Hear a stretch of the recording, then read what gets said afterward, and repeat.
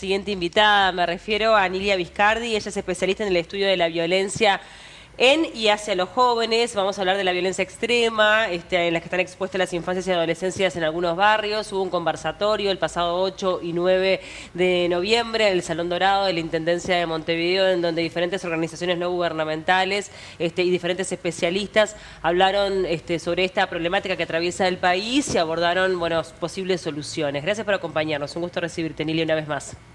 Buenas tardes y muchas gracias nuevamente por la posibilidad de compartir aquí.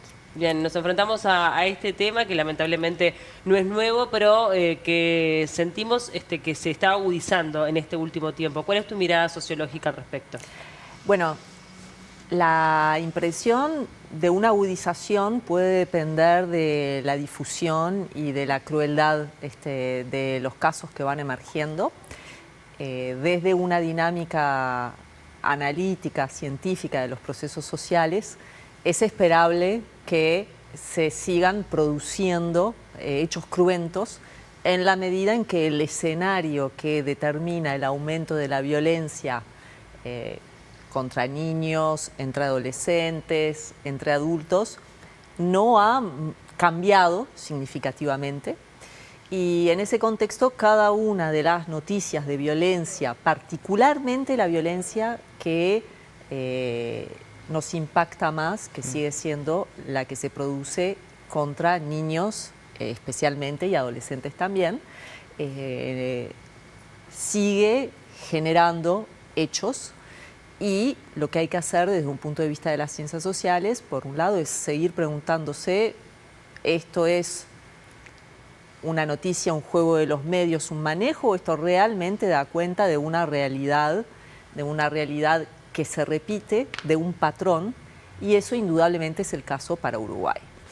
Las condiciones que determinan la violencia social en general, de la que son víctimas personas de todas las edades, pero que golpea particularmente a aquellos que deben ser más protegidos, que son los niños y adolescentes, está instalada en el país y tenemos un problema social, de políticas sociales y de políticas de seguridad que claramente debe tener una respuesta prontamente. El otro día hablaba con una persona, con una autoridad, y me decía, sí, está bien, se están dando una serie de casos que son realmente muy graves, pero lo cierto también es que estamos en un momento en donde la información llega de todas partes del país. ¿Es algo nuevo, es algo novedoso los casos que se están dando, las condiciones en las que se dan respecto a años anteriores y sobre todo años en los que los medios de comunicación, las redes sociales, los medios técnicos sobre todo, que hace que una noticia de Tacuarembó llegue en el mismo día y nos vayamos enterando más de las cosas? Ahí me quedó como algo no tan resuelto, no sé si es algo de que nos enteramos de las cosas en esta realidad, la gente denuncia más, otra de los argumentos que aparece, o si efectivamente hay más cantidad de este tipo de situaciones. Es importante hablar de la relación entre violencia, información, medios y redes. Son todos hechos distintos, todos fenómenos distintos.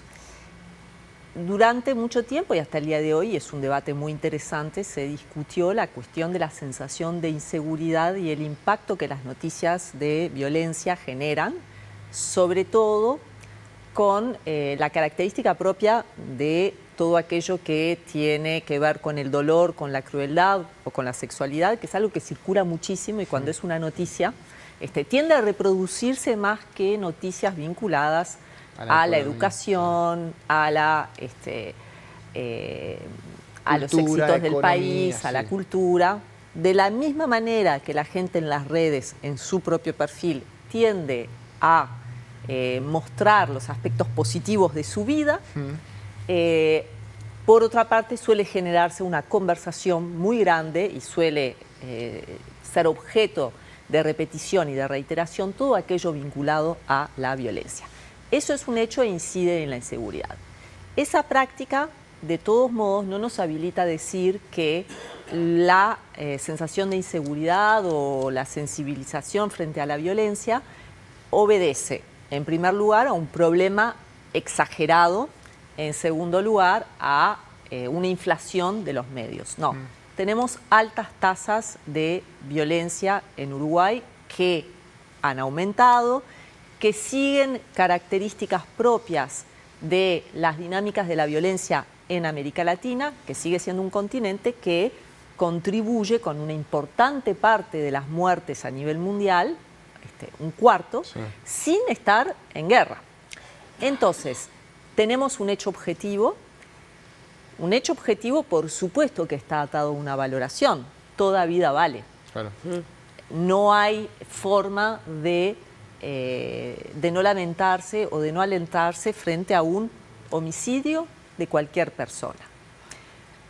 Pero si es que las cifras admiten una valoración, porque efectivamente nosotros podemos tener una banalización de la violencia, que es un término acuñado por Hannah Arendt, una filósofa que además precisamente reflexionó sobre la cuestión de la muerte, los totalitarismos, los genocidios, las prácticas cruentas, después de la Segunda Guerra Mundial, tratando de explicar el contexto del nazismo.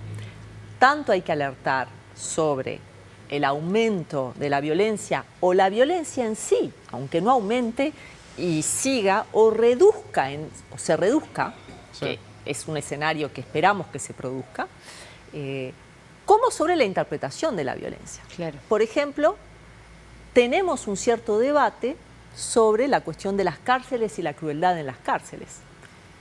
Pero no sé si hay una alarma social o si hay una sensibilidad hacia el hecho de que uno de los lugares donde mueren proporcionalmente más personas en Uruguay es al interior del Estado, en las cárceles. Los niveles de indignación, ¿no?, en cada tema. Entonces, debemos también pensar, toda política de seguridad puede resultar extraño lo que digo, pero siempre desde un paradigma humano, porque existe el riesgo de banalizar el hecho de que algunas personas mueran en contextos de homicidio. ¿Tenemos indicadores de esa banalización? Bueno, ahí yo tendría que permitirme un juego de interpretaciones complejo, pero si pensamos en los homicidios de niños y adolescentes, en las estadísticas que manejamos con el conjunto de colegas con los que hemos investigado este tema en el Departamento de Sociología, más de 40% de estas muertes no fueron esclarecidas. Su registro al momento de generación del parte policial obedece a causas dudosas, a contextos no clarificados. Entonces, la cuestión de la falta de acceso a la justicia en un contexto de niveles graves de violencia, aumenten o no, nos da que pensar que hay que seguir trabajando las causas de la violencia y la sensibilidad social hacia la violencia que sufren todos, los niños, los adolescentes y todos los sectores sociales. No hay alguien que merezca ser castigado con violencia o enviado a una cárcel donde los riesgos de que muera son muy altos. Pero esto está pasando en Uruguay. Sí, muchas veces interpretamos esos hechos como en lugares donde nosotros no accedemos, ¿no? Y si no lo vemos no sucede. Pero en base a eso, y he escuchado muchas veces el discurso de, bueno, vivimos una sociedad más violenta, esa sociedad más violenta se ve a todo plano, desde el tránsito hasta la virulencia con la que se mata a la gente por problemas de convivencia intrafamiliar, barriales y demás. Y eso a veces termina siendo, me da la sensación que termina siendo como una excusa para no llevar a la acción. Y pienso, parándome en las infancias y las adolescencias, ¿qué hace el sistema educativo, el sistema de salud, el INAU, para justamente atender estas realidades? ¿Dónde está parado el Uruguay más allá de lo discursivo y de que obviamente culturalmente hay que trabajar en la merma de esa violencia, pero qué hacemos para atender? Uruguay tiene un marco legal que tiene todo lo necesario para seguir atendiendo a las violencias y puede ser mejorable. Me ha resultado interesante el debate que ha surgido por parte de especialistas en el conversatorio, que van más allá de la noción de femicidio y proponen ver la ley de violencia de género a partir de la violencia vicaria y de la violencia contra los niños para hacerle daño a sus madres, contra las mujeres. Las dinámicas de la crueldad en la familia son un componente que hay que analizar sociológicamente, claro, porque se reproduce en todos los sectores sociales y, por supuesto, después se complejiza de acuerdo a los factores socioeconómicos y a las realidades. Hay más por avanzar a nivel legal, pero tenemos un marco de derechos. Sí tenemos ya desafíos importantes a nivel de las instituciones para efectivizar prácticas que den cuenta de los derechos que hay que respetar. La cuestión de la institución nacional que debe atender a las niñeces y adolescencias, el INAU, justamente muestra en algunos planos prácticas que son reprochables y que muestran los límites de nuestro Estado para lograr que en las instituciones de cuidado, y por suerte que el INAU cumple muchas funciones y las cumple de un modo positivo, pero los casos de desatención, las prácticas, las denuncias de violación a los derechos humanos, de prácticas que muestran violencias institucionales, lo que vendría de ser las raíces del desprecio por los niños más desprotegidos que sufren de la desprotección familiar, y eso cala en que tienen mayor riesgo de ser víctimas de prácticas de humillación, de instrumentalización, de violencia sexual, no asistencia, de ser la carne de cañón de un conjunto de ilegalismos contra niños, adolescentes y en la sociedad, por ser más vulnerables, por su condición de desprotección. Y ahí, perdón, Pau, un segundo respecto a este punto que estabas mencionando. ¿Ahí también incluís a los adolescentes que participan de delitos? Es decir, esto que estás mencionando, a la alta cantidad de delitos realizados por adolescentes, desde homicidios hasta ataques a disparos que se vienen repitiendo también en lugares particulares que son muy conflictivos en base a estupefacientes, pero que muchas veces son utilizados y terminan siendo los autores, pero no los autores intelectuales de un homicidio, por ejemplo. Claro. El marco legal tiene una razón de ser. La no responsabilización antes de los 18 años con un conjunto de penas, porque existe responsabilidad legal después de los 13 años, obedece a una interpretación legal, filosófica, pedagógica, por la cual hay un proceso de construcción de la ciudadanía que hay que respetar y hay que dar sus tiempos.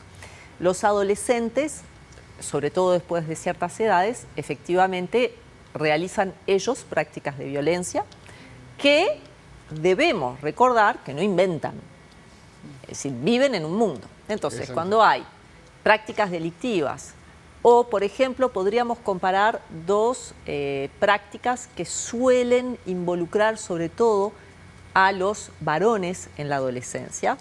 Por un lado, los delitos vinculados a la rapiña. Por otro lado, las violaciones y el acoso sexual. Hemos tenido hace poco un suicidio en el cual una joven,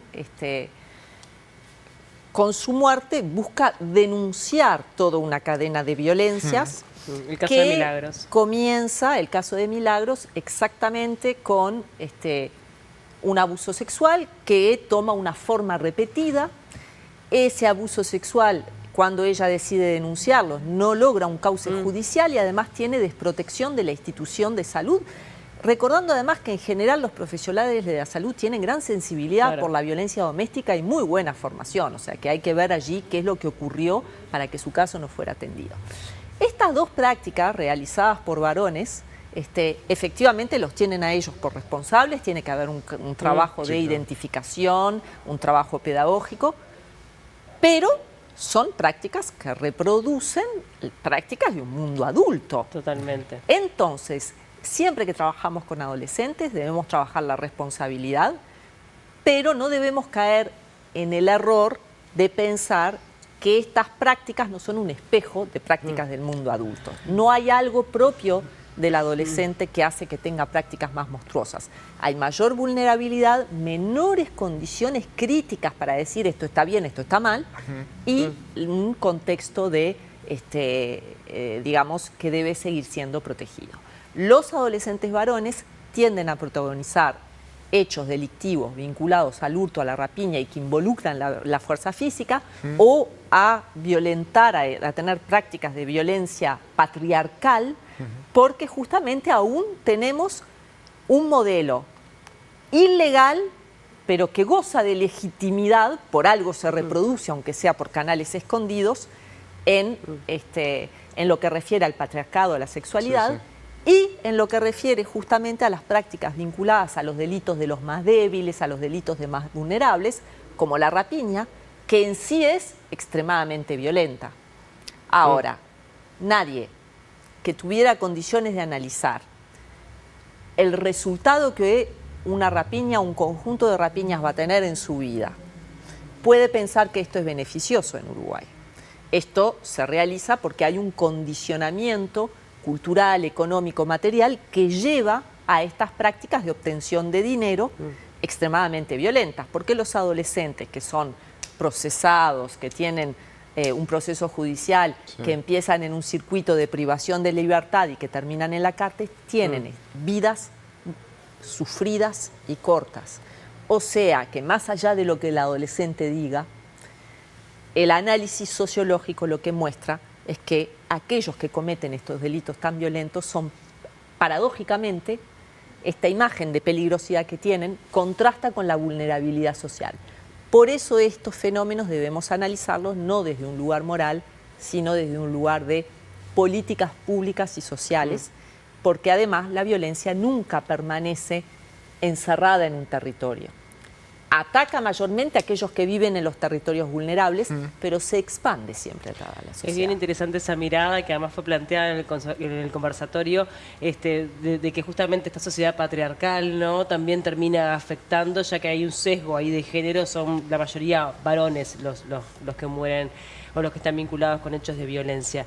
Quería preguntarte, ya que mencionabas esto de que hay un fenómeno en lo que tiene que ver con América Latina, Uruguay obviamente que no es la excepción, hay un aumento de la violencia en países de la región, hay un aumento de las bandas de narcotráfico y este tipo de modus operandi que antes nos parecían muy ajenos, a veces los estamos como comenzando a ver en nuestro país. ¿Qué análisis hacen de eso, de la llegada de algunas formas que antes no estaban tan instaladas y de romper algunos códigos como el justamente atacar a niños vulnerables?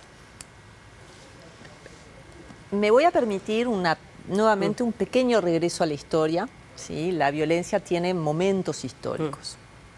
El Uruguay, cuando en Uruguay decimos la violencia aumentó, antes esto no se veía, debemos recordar que esto obedece a la sensibilidad, a la idea de un país pacífico, porque efectivamente hubo un gran proceso de pacificación a principios de siglo, a la salida de las guerras civiles que tuvo Uruguay. Un proceso de modernización, un proceso de consolidación de estas instituciones que hoy cumplen difícilmente sus cometidos, un contexto económico con un modelo que funcionó hasta que entró en crisis. Entrada la modernidad tardía, entrados los años 90, neoliberalismos, y en la época actual, efectivamente, el Uruguay entra, de alguna manera, por un lado, a tener un aumento de niveles de vulnerabilidad social muy importantes, pobreza, desigualdad, que se asocian al aumento de la violencia. Por eso, bueno, sí, hablamos de la violencia, es un fenómeno en sí, pero no viene sola. Estas dinámicas de desigualdad siempre están asociadas al intercambio económico y a las formas que toma. Y hoy en día, un problema global tiene que ver efectivamente con la expansión de los mercados ilícitos de drogas, que son mercados que operan a nivel global, ¿no? Porque parte de las drogas que se consumen en el país no son producidas en el país y parte del problema que tenemos tiene que ver con el tráfico, con el pasaje, son múltiples formas.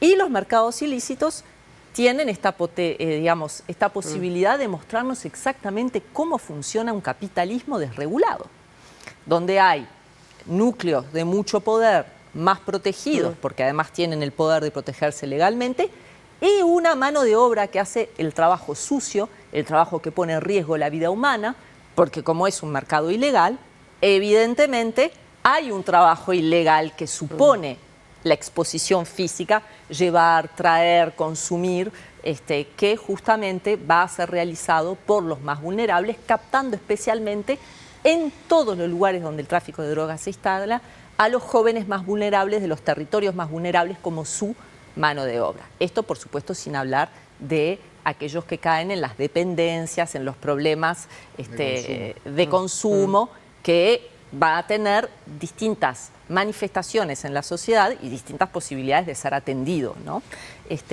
Entonces, bueno, existe hoy esta característica cruenta, la humanidad se ha enfrentado a todos estos problemas y como sociedad hoy, en este siglo XXI, estamos, por un lado, con instituciones que hay que repensar y, por otro lado, con este fenómeno que es el fenómeno propio de la modernidad y que nos desafía a repensar cuestiones morales, lo que en realidad debemos hacer o no en términos de consumo de drogas, cuestiones legales, estos marcos legales fracasan, el prohibicionismo.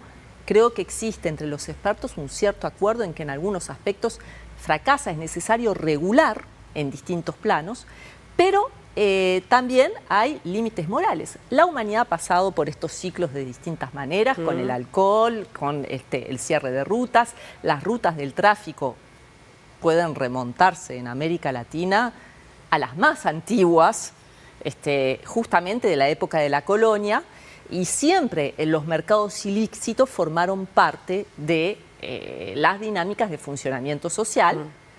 Así que, en definitiva, se trata de poner el fenómeno en su lugar y de pensarlo con una cierta racionalidad que va más allá de la política de seguridad. Sí, no, y todo lo que trae el narcotráfico, en definitiva, ¿no? Porque más allá del hecho en sí, hay todo como te decía, un modus operandi, una forma de... El narcotráfico no trae.